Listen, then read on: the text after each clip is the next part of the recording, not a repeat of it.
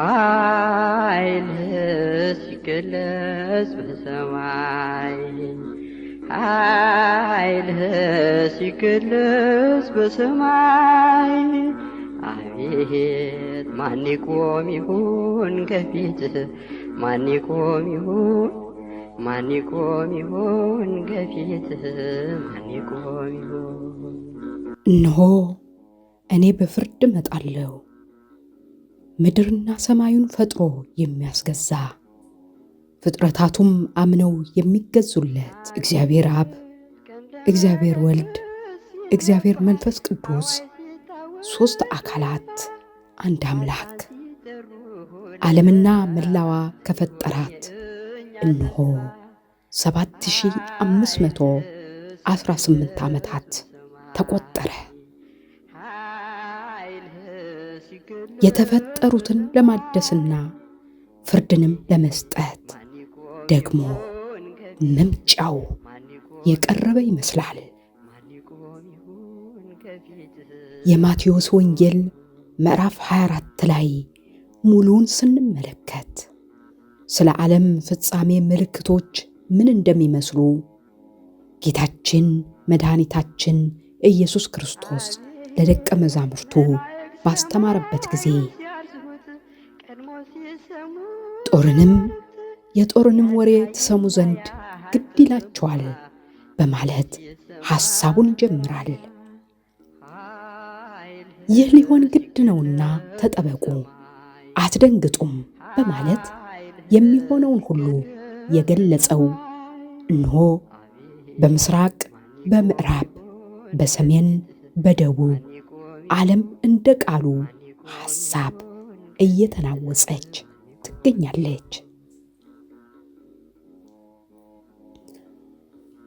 ቅዱስ መጽሐፍ ሕዝብ በሕዝብ ላይ መንግስትም በመንግስት ላይ ይነሳል ብሎ እንደቀጠለው እናት በልጇ ላይ፣ ልጅም በአባቱ፣ ወንድምም በእህቱ፣ እህትም በእናቷ ላይ መጨካከን፣ መገዳደል፣ መተራረድ አልፎም ተርፎም እስከነ ሕይወቱ በአደባባይ ላይ መስቀል አሳልፎ መስጠት፣ ያለበደሉ ወንጀልን ማብዛት፣ የሐሰት ምስክር ማበጀት ከተጀመረ ሰንበትበት ብሏል። ታዲያ የእግዚአብሔርን ሕግ አጥብቆ እንዲይዛት የተሰጠው ብቸኛ ለሰው ልጅ ሆኖ ሳለ ሕዝቤ ባለማስተዋሉ ጠፍቷልና ብሎ ሆሴዕ በትንቢቱ እንደተናገረው ዓለም በእጃችን ናት ከሚሉ አለቆች ጀምሮ እስከ ትንሹ ሕዝብ የፈጣሪን ሕግ ጥሶ በደነደነ ልብ ትዕቢት ተጎናጽፎ የእግዚአብሔር ቤተ መቅደስ የሆነውን የአዳምን ሥጋ በማፍረስ ላይ ተጠምዷል።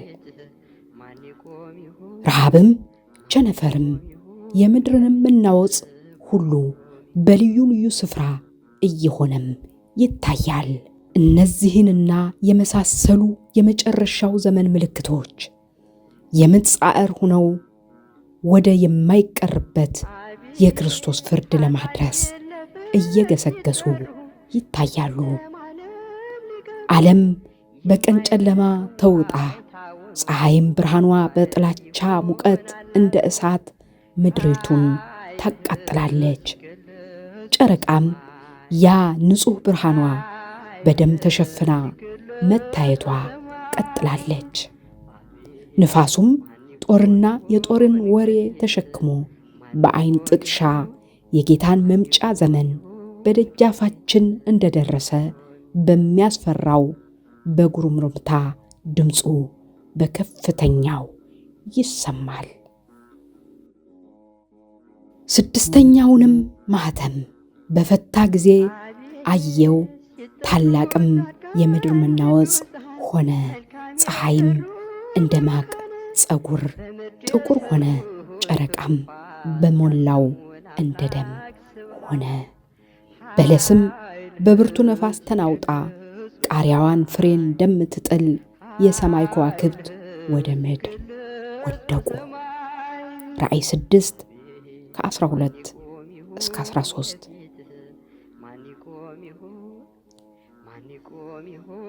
ቅዱስ መጽሐፍ ትንቢቱን ቀጠለ። የተባለውንም ሁሉ እየተፈጸመ መሆኑን ከሚያሳዩ ምልክቶች መካከል አንዱ የሆነው እኔ ክርስቶስ ነኝ፣ እኔ መሲሁ ነኝ ወይም ክርስቶስ በዚህ አለ የሚሉን በየጎዳናው መታየት ከጀመሩ ዓመታትን አስቆጠሩ። የእርስ በርስ ጦርነት፣ የጎሳ ልዩነት፣ የደም መፋሰስ፣ የቤተ መቅደስ ነጋዴዎች፣ የኩሸት መምህራን፣ የሐሰት አባቶች፣ የኃጢአት ደሞዝ፣ የእርስ በርስ መባላትና መበራከት ምድሪቱን ወደ አንድ ቦታ እንድትጠቀለል እያስገደዳት መሆኑን ያመላክታል። የነፋሳት ጩኸት፣ የተፈጥሮ ክስተቶች ማለትም የመሬት መንቀጥቀጥ፣ የምድር መሰንጠቅና የመሳሰሉት ምልክቶችን በዝተዋል። በዚህም ጊዜ ብዙዎቹ ይሰናከላሉ፣ እርስ በርሳቸውም አሳልፈው ይሰጣጣሉ፣ እርስ በርሳቸውም ይጠላላሉ ብሎ በማቴዎስ ወንጌል ምዕራፍ 24 ቁጥር 10 ላይ እንደተነገረው ጌታ ሆይ ክፉና አሜኬላ በኔ ላይ በስቷልና አሁንስ ቶሎና ብላ ምድር ወደ ፈጣሪ የጮኸች እስክትመስል ድረስ የጌታችን የመምጣት ምልክቶች በፍጻሜ ላይ እንደደረሰ እነሆ ቴክኖሎጂ መሰል ሰይጣን ከነጭፍሮቹ የተመረጡትን እንኳን እስከ ማሳት ድረስ በውሸት ግሳት እያገሳና እያኮበከበ የመጨረሻው ውጊያውን ተያይዞታል። በነቢዩ ዳንኤል የተባለውን የጥፋትን ርኩሰት በተቀደሰችው ስፍራ ቆሞ ስታዩ አንባቢው ያስተውል ብሎ ቅዱስ መጽሐፍ እንደገለጸው ዓለም በርኩሰት ተይዛ አይነ ልቦናዋ በማን አለብኝነት ተሸፍና ከጫፍ ጫፍ በሰው ልጅ ደም ታተማ የመጨረሻዋ ሰዓት እያፋጠነች መጥታ እዚህ ደርሳለች። የጌታ መምጫ የቅርብ ምልክቶች ተብለው በትርጓሜ ከሚነገሩት መካከል አንዱ ነው የተባለለት የዓለም ነገሥታት በአርማጌዶን የሚያደርጉት ጦርነትና 666 የአውሬው ቁጥር ምልክት ዋነኛ ናቸው። እነዚህም የዓለም መጨረሻና የጌታችን የመምጣት መቃረቢያ ሆነው አስቀድመው የሚከሰቱ የፍርድና ክፉ ቀኖች ምልክቶች ናቸው። በትንቢተ ሕዝቅኤል ምዕራፍ 38ና 39 ሙሉ ላይ ያለውን ኃይለ ቃል ስለ አውሬው አለቃ ስለ ጎግ ማጎግ እና በአርማጌዶን ላይ በሰውና በአውሬው መንፈስ መካከል ስለሚደረገው ጦርነት በሰፊው ሲያወሳ በራእየ ዮሐንስ ምዕራፍ 13 ቁጥር 1 ላይ ጀምሮ ያለው ኃይለ ቃል ደግሞ ስለ 666ና ስለ ኃያሉ ወልድ መፋጠጥ በማስተዋል ተጽፎ ይገኛል። እሱም በዘመናችን ሆኖ ጆሮአችን ሳይሆን ዓይናችን እያየ እየታዘብነው በመካከሉ ላይ ቆመናል። እንግዲህ እንደ ቅዱሳት መጻሕፍት አገላለጽ የትንቢቱን ፍጻሜና ስለ ሰው ልጆች ብሎ በቀራንዮ ላይ የታረደው እውነተኛውን በግ በደመና ላይ ከመላእክት ጋር የሚመጣበት ቀን ቅርብ መሆኑን ያሳስበናልና እስከ መጨረሻው የሚጸናስ ማን ይሆን ይለናል። ወደ ሕይወት ዛፍ ለመድረስ ሥልጣን እንዲኖራቸው በደጆቿም ወደ ከተማይቱም እንዲገቡ ልብሳቸውን የሚያጥቡ ብፁዓን ናቸው። ራዕየ ዮሐንስ ምዕራፍ 22 ቁጥር 14። በዚያን ጊዜ ዓለምና የምድር ወገኖች ሁሉ ዋይ ዋይ ይላሉ። የሰው ልጅንም በኃይልና በብዙ ክብር በሰማይ ደመና ሲመጣ ያዩታል።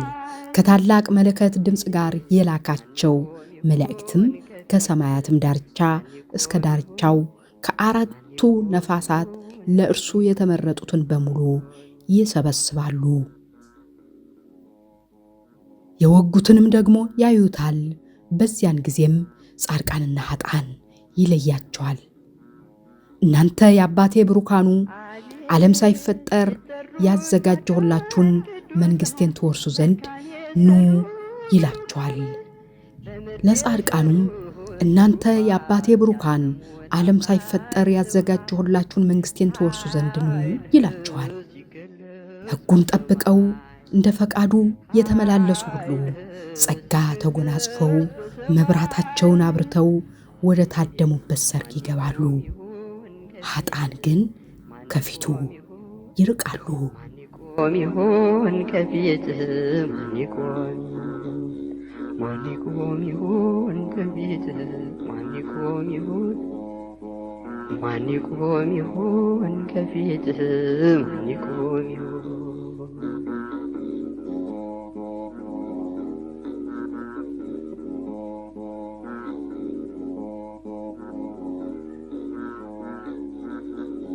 ደብረ ዘይት ሆይ ንጹሐ ባሕሪ ክርስቶስ ከድንግል ተወልዶ ወደ ምድር በመጣ ጊዜ የተመላለሰብሽ ዳግም ሲመጣም የሚገለጥብሽ ምክንያቱ ምን ይሆን ሚስጥሩ?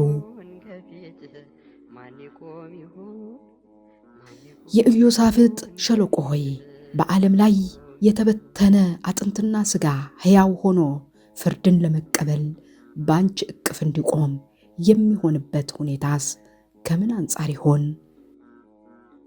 በውኑ ዓለም ከተፈጠረ ጀምሮ የተባዛውን የሰውን ልጅ ሁሉ በዚች ሸለቆና ጠባብ ተራራ ላይ ይበቃው ይሆን? እጹብ ድንቅ ከማለት ውጭ ብቻ ሌላ ቃላት አይገኝም። እነሆ በቶሎ እመጣለሁ፣ ለእያንዳንዱም እንደ ሥራው መጠን ከፍል ዘንድ ዋጋዬ ከኔ ጋራ ነው። ራእይ 6:12 ማን ይቆም ይሆን ከፊትህ? ማን ይቆም?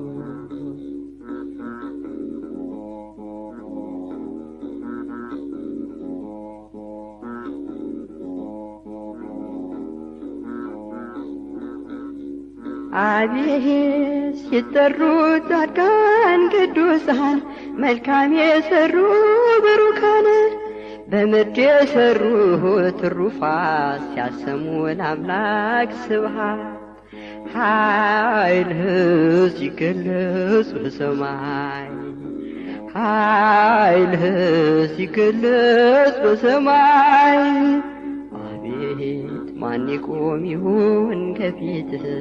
ማን ይቆም ይሆን? ማን ይቆም ይሆን ከፊትህ? ማን ይቆም? ማን ይቆም ይሆን ከፊትህ? ማን ይቆም ይሆን? ማን ይቆም ይሆን ከፊትህ? ማን ይቆም ይሆን?